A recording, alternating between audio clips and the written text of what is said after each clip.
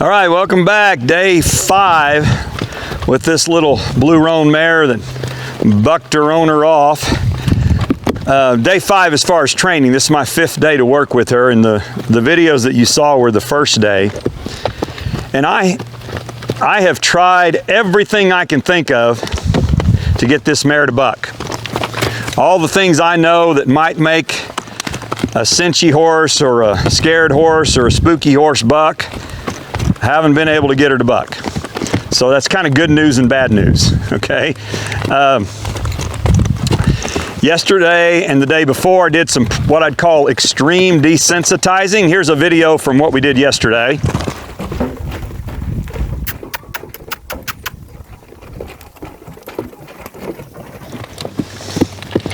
So you can see this mare's not spooky. I have not been able to get her to spook. I haven't been able to get her to do anything wrong, really. A couple of things you may have seen. If you didn't see those first 3 videos I did on evaluating her, you might want to go back and watch it. She had some issues with the bit. So because of that, I haven't put a bit back in her mouth because I'm kind of isolating. Like, she's got bit issues, but I don't think that's what caused the buck off. And so I'm gonna wait and work on those a little later. But this is pretty nice right here. This mare has had some good training. I don't know who did it or how long ago it was done, but she knows a lot. And there's some things she does pretty well. Okay, so what causes a horse to buck?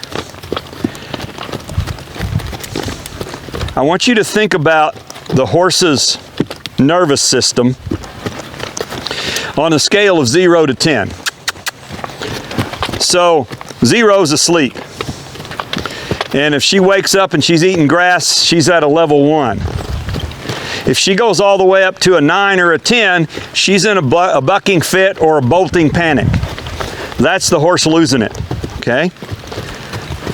So what causes a horse to buck? And I hope I can help you to understand this, because this will keep you safe if you get this. All right, so let's say they got on this horse, they got her out, and in the particular case, this mare hadn't been ridden in quite a long time.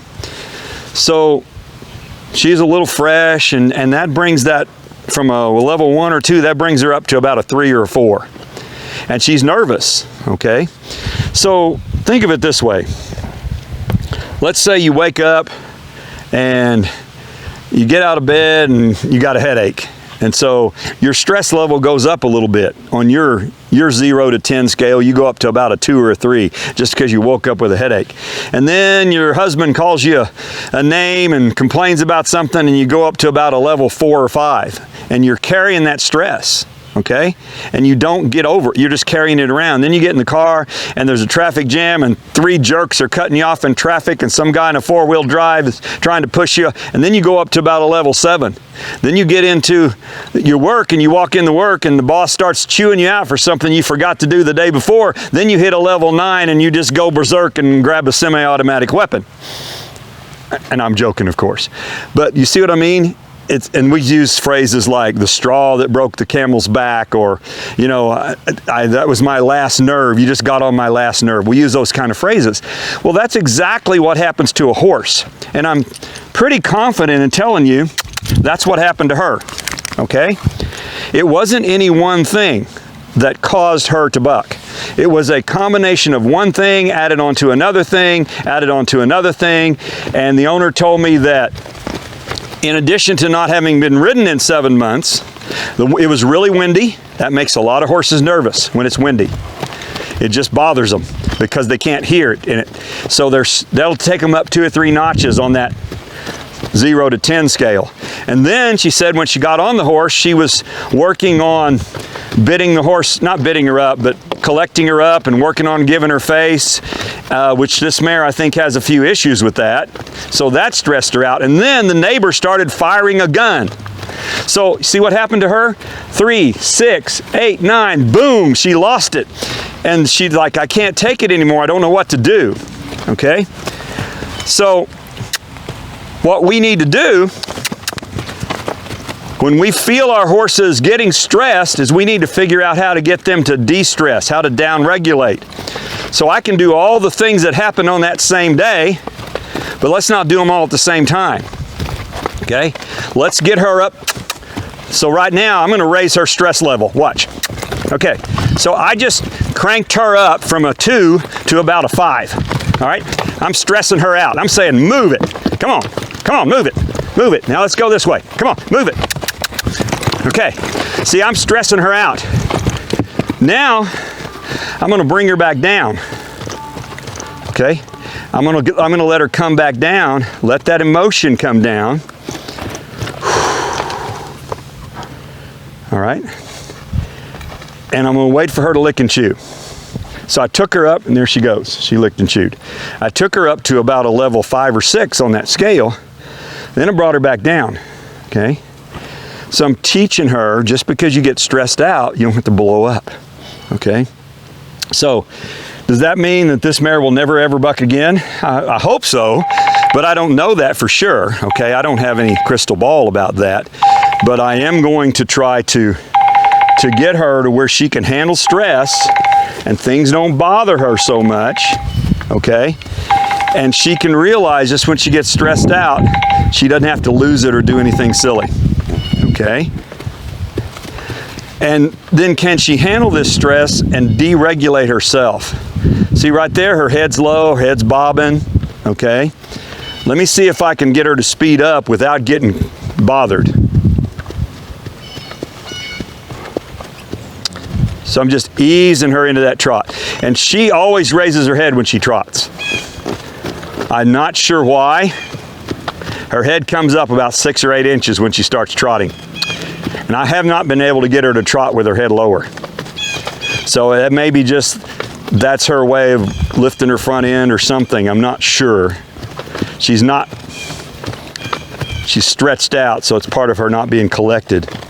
Okay. But she's trotting around here. See her ears kind of floppy out to the side. She's not overly stressed. She's about a 3 or 4, but she's trotting around okay. And she can do the same thing when I'm riding her, and she does.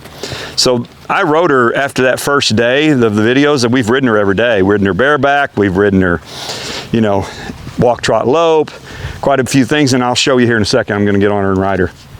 Okay? But now, what I just explained to you, does that describe every single buck off ever in the world? Maybe not every single one.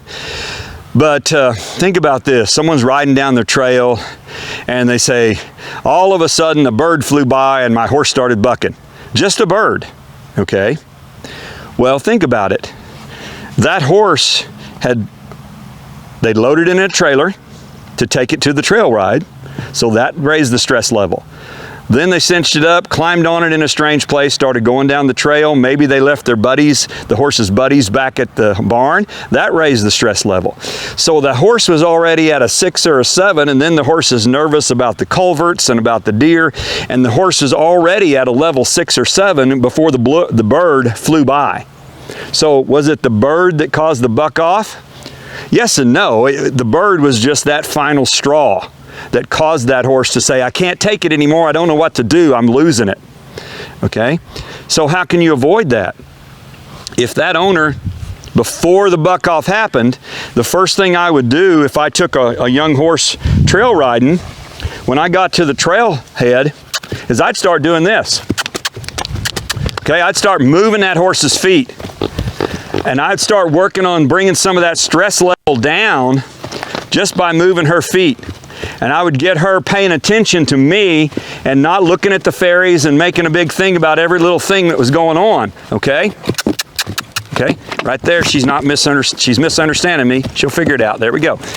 And I would do that until I thought that horse was back down to a reasonable stress level before I got on it. Then once I got on it, I'd start trotting some circles around and yielding its hindquarters and bending it around and backing it up and doing a bunch of things to get that horse's emotions under control and get it with me, okay? And backing up's a good one, by the way. This is more having to do with who's in charge than anything else. She doesn't like this very well, okay? So, Am I saying you can prevent every buck off ever for the rest of your life? No, probably not, but you can prevent 95% of them. If you'll just watch that horse's stress level, learn how to help that horse deal with it, and try to keep it under control. Okay, so I hope that'll help you a little bit in figuring out how to work with your horse. So what I'm going to do is I'm going to take her in the round pen and ride her in the round pen. So come along with me here.